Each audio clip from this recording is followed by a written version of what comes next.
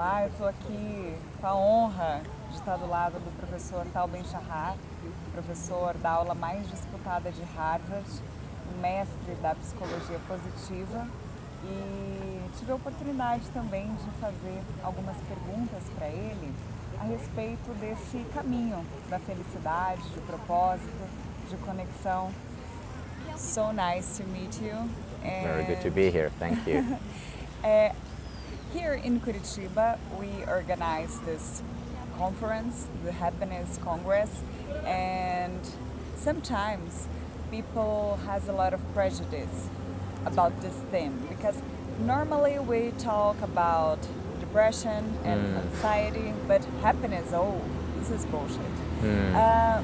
What do you think about that? Did you feel something like this in your work as well, or not? Yes, no, so I felt a lot of it in my work, and I must say when I started in this field, I experienced it firsthand.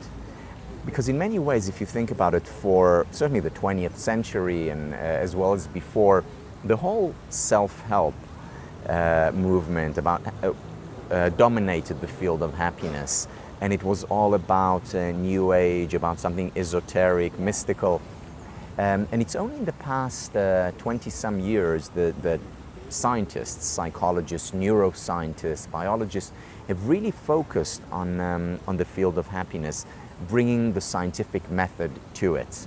So when people are prejudiced or skeptical about happiness, many of them are right, and they should be. But this is where the approach that the Happiness Congress and the approach that I'm trying to be a part of is different, because it focuses on science and what can science teach us about the good life, and the answer is it can teach us a lot. We just had a really tense period here in Brazil, and sometimes I hear also from my family, how do you dare talking about happiness in this moment? That's good. And I feel that it's really important, not just put some pink glasses and see reality differently, but we need to think about this. And I would like to know some tips to the people who wants to have a happier life. I think everyone. How can we start that? Good. So let me first address the concern that you have or your family has about pursuing happiness in difficult times. And it's a real concern, but here is the thing, two things. First of all, happiness is not about experiencing a constant high, always being happy and ignoring pain and suffering and sadness and anxiety and depression. Not at all. There are only two kinds of people who do not experience painful emotions, and they are the psychopaths and dead people. So experiencing painful emotions is part of any life, and the field of happiness studies certainly takes that into consideration. Second, when we cultivate happiness, and I'll talk in a minute about how we can do that, when we cultivate happiness, we're not just increasing the positive, we're also better dealing with the negative. In other words, people who cultivate happiness or do things that contribute to happiness are also better at dealing with sadness and anxiety and depression and the challenges and the hardships of life. In other words, studying happiness actually makes us more resilient, better able to deal with challenges, difficulties, and hardships. So that is the benefit of studying happiness. It's not just for good times. It is maybe especially for difficult times. Now, how do we cultivate happiness? So here are some of the things that we can do. First and foremost, spending quality time with people we care about and who care about us. So relationships are critical for happiness. Second, appreciation, not taking for granted what we have.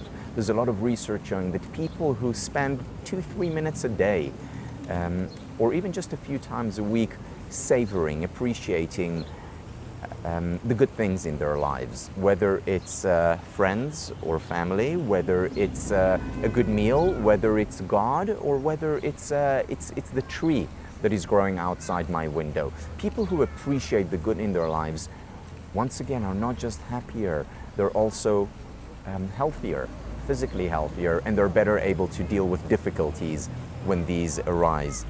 Physical exercise, walking, swimming, dancing are very important elements of a happy life.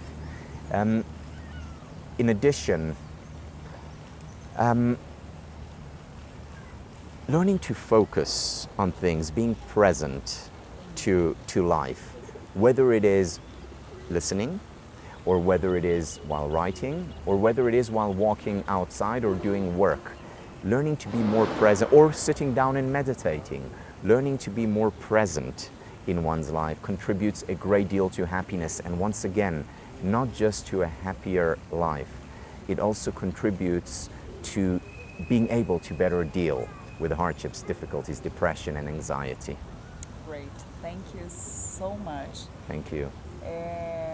De novo, né, prazer, uma honra ter a oportunidade de falar com uma pessoa que está trazendo luz a essa questão. Não adianta simplesmente estudar depressão, ansiedade, estudar as dores e ficar nisso, sem descobrir quais são os nossos gatilhos, a gente conseguir ser mais feliz. E isso é sim possível e às vezes está nas coisas mais simples, nas pequenas coisas. Thank you again, Professor. Thank you.